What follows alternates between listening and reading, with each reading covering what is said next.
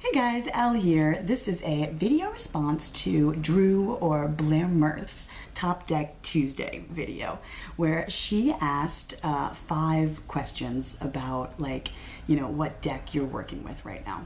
And her first question was, what deck is currently at the very top of your pile? And no surprise, but for me right now, it is 100% the Orbifold Tarot. Oh, it's so pretty. Here's what some of the cards look like. They are like sacred geometry cards. Oh my god, focus camera. What's the Hermit? Oh no, it's coming up. King of Air. The Chariot. I won't show you them all. So that is the deck that I am currently working with, the Orbifold Tarot. Her second question was, what is the story of how it found its way into your life? And I feel like my hunt for a deck like this has gone back since almost the beginning of my entire tarot journey. It's something that I had been looking for a really long time.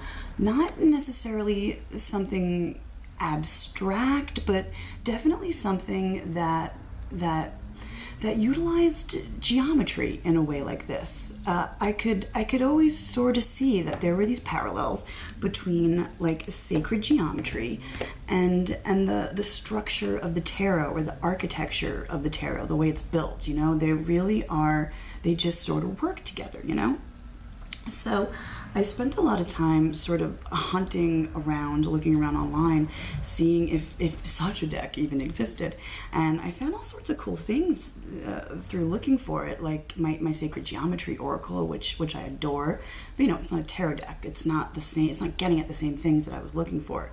I came across, there's this cool one, the Tarot of Cosmic Consciousness, which utilizes some sacred geometry, just not in the way that he does, with this sort of perfect symmetry. Every single one fits the way it should, you know. Actually, I came across this other one too that was really cool. It's the Tarot in Black and White. I might be getting that wrong. It's up on Etsy. That one utilizes like crop circle designs in all the tarot cards. It's actually really neat. And there are a couple of other decks too that are, I think they're called the Sacred Geometry Tarot. But yeah, for the same reason, it wasn't quite what I was looking for. They just had like sacred geometry images on the cards that weren't necessarily every single one associated the way that I thought it should be, like this deck. So I actually remember the exact moment that I stumbled across this deck. I was putzing around on YouTube, maybe not even a year ago, but I came across a video by Ethony having something to do with using Marseille-style pib cards, versus cards with pictures, with imagery on them. Her leaning was much more towards I prefer to read cards with imagery on it. I feel like I have much more to draw from and to look at and all that stuff. Which is cool, to each his own. But I was gonna sort of leave a comment down below saying, you know, why I liked reading Marseille-style pip cards. You know, you draw from different sources and all that kind of stuff.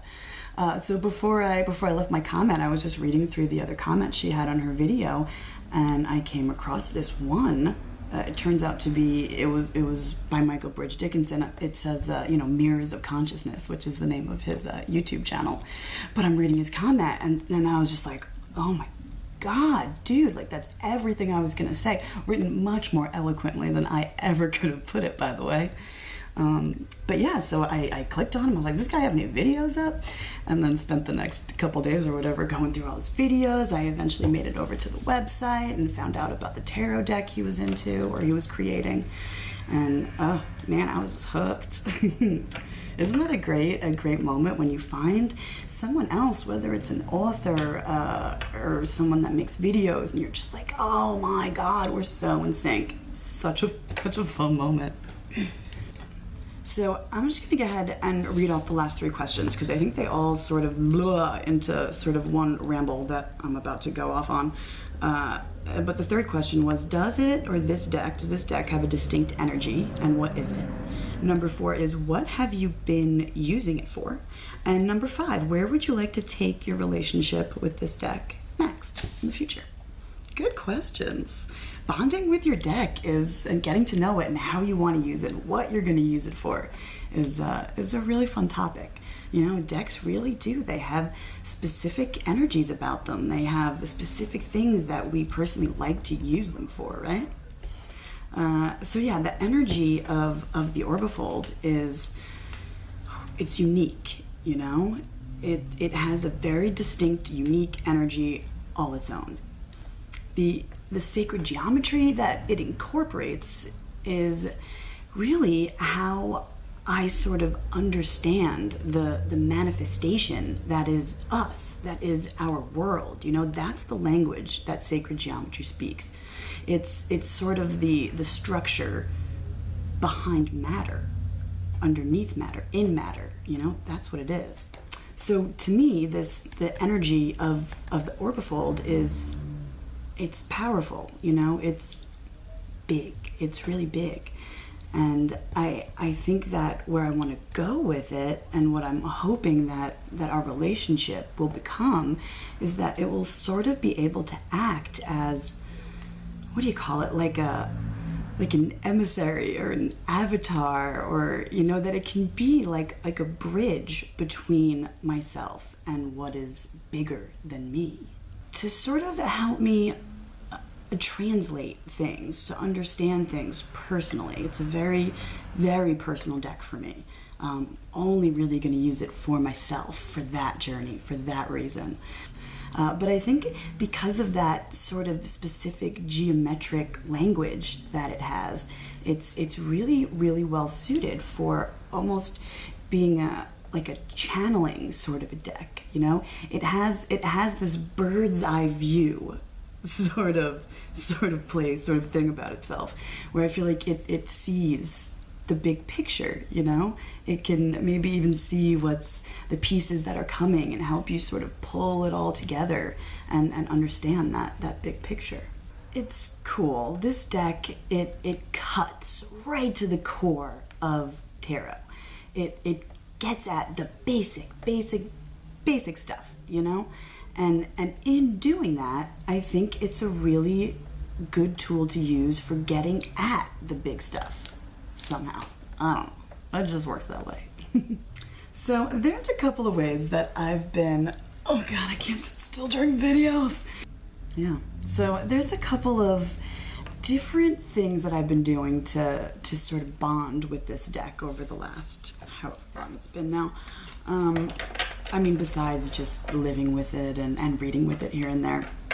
The first one is, I just recently did it, but I joined his Michael Bridge Dickinson's Orbifold Tarot Facebook study group, which has been really cool. You know, people put up their readings and their interpretations, and everybody chimes in, and he actually explained this really interesting way to me of extrapolating like another layer of meaning, another layer of information that you can get when you use this deck with spreads. So say you had, what's a simple spread? I don't know, say you pulled like 2 cards for mind, 2 cards for body, and 2 cards for spirit, or some such something. What do we have? 1, 2. What's that? Say these 2 were in, I don't know, your mind position, right? So you have the High Priestess and, what is that? The 3 of air. What you would do is you would look at all the elements that are in those cards, right? So you have air here and fire and water. What you would then do, take those 3 elements and find the card in the major arcana that has those 3 elements associated with it also. I think that would be Temperance. I think it's Temperance. That is fire, water, and air. Yeah.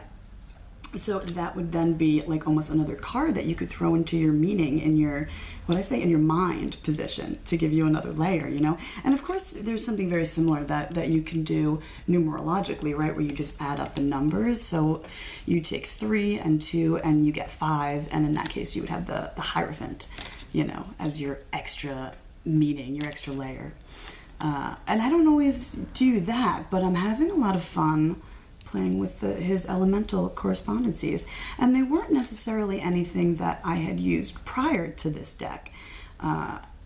you know, certainly not all the elemental correspondences that he has for his major arcana, but it's sort of fun to play around with. That extra layer of meaning, though, is really cool to have. You know, you can look elementally at what is lacking or what is in abundance. You know, there's a lot of fire here or something like that. That's cool.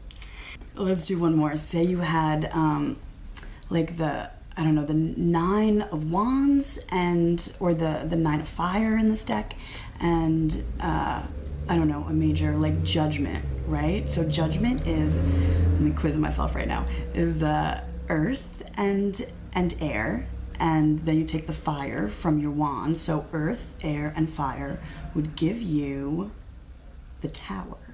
You know, there you go. And if you were going to do that numerologically, of course, you'd have 20 plus 9, which of course there isn't a major arcana correspondency for, so you add those two numbers together. 9 plus 2, 10, 11, and you get strength or justice, depending on what deck you're using. Yeah, it's really cool though. Thank you, Michael, for that information. So much fun. So the other way that I've actually been bonding with my Orbi is with this friggin' amazing book, the Tarot Playbook, 78 Novel Ways to Connect with Your Cards. It really should say to connect with your deck, because it really is specifically more so about connecting with a particular deck, not just like the tarot on whole. But I gotta tell you, this book is hilarious. Like, I literally LOL'd, laughed out loud on like every friggin' page. It's a really, really cool book. It actually has 78 different exercises. There's some tarot readings, getting to know your deck, but most of them are outside of that realm, where they're actually different things that you can, different fun things you can do to get to know your deck.